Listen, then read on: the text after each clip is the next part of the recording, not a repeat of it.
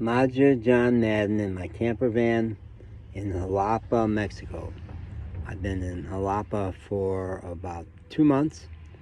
It's the capital city of the state of Veracruz, and very exciting city and a great place to be at the Christmas holidays.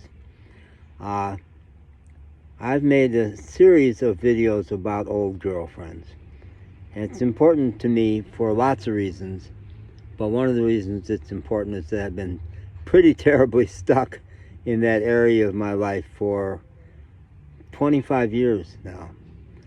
Jennifer in Chicago 25 years ago is the last real lover in my life, and I'm ready again after 30 years of being diagnosed as mentally ill with bipolar disorder, and then taking terrible drugs. Really knocked me out of the game for relationships, but I'm over all that shit, and I'm available now.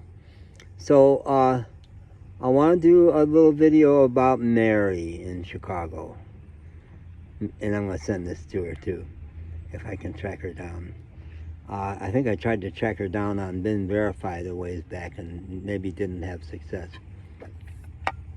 or didn't want to intrude myself in her life, because I think she's probably still she had a really good partner. And one of the things I'll claim about myself is that during the period of 10 years where I had several really good relationships, lots of those women did really good things in their life after that, including several of them went on to a big partnership, and I think that's true of her. Mary was in the same field as me. When we dated each other, I think I was maybe still working for AT&T, and that was my big breakthrough as organizational consultant. I worked as an internal consultant for AT&T for 4 years, and it was big time. I had been a psychologist for 20 years, and AT&T did not like psychologists back then in the 90s. They didn't want therapy, and I was successful anyway, really wildly successful there. And Mary, one of the nice memories about Mary, she said to me, you know, lots of people would not understand why that job where you worked 4 years for the VA hospital prepared you for organizational consulting, but I do, because you're not afraid of those big shot managers at AT&T, because you know they won't attack you like you got attacked and got 9 stitches. I think I may still have a little scar up here, 9 stitches in my forehead from one of my patients at the VA hospital. Another really great thing Mary said to me was, because I tend to be a heady guy and not in my body enough. That's really very different in the last 4 years, but it used to really be true. And still I tend towards expansiveness and big picture. She said to me that I had taught her how to breathe, that when we would hold each other and just breathe, that was good for her. So that was great. There are other things. She influenced me in lots of ways, and I'm going to share a maybe indelicate memory. We had a reunion, so she had gone on to this big relationship, but they were off for a while. And well, the one not indelicate thing is,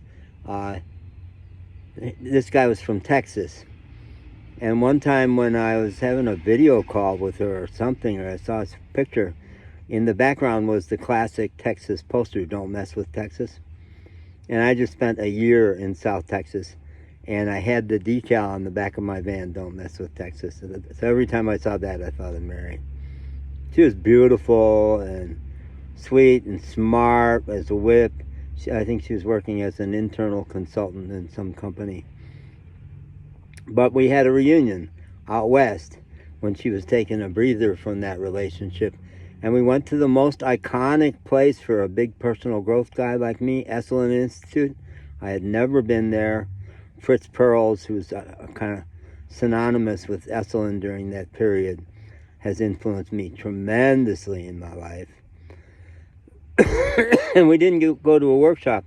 We were there for the weekend, and we sat in the hot tubs, which overlooking the Pacific Ocean. Amazing, Big Sur.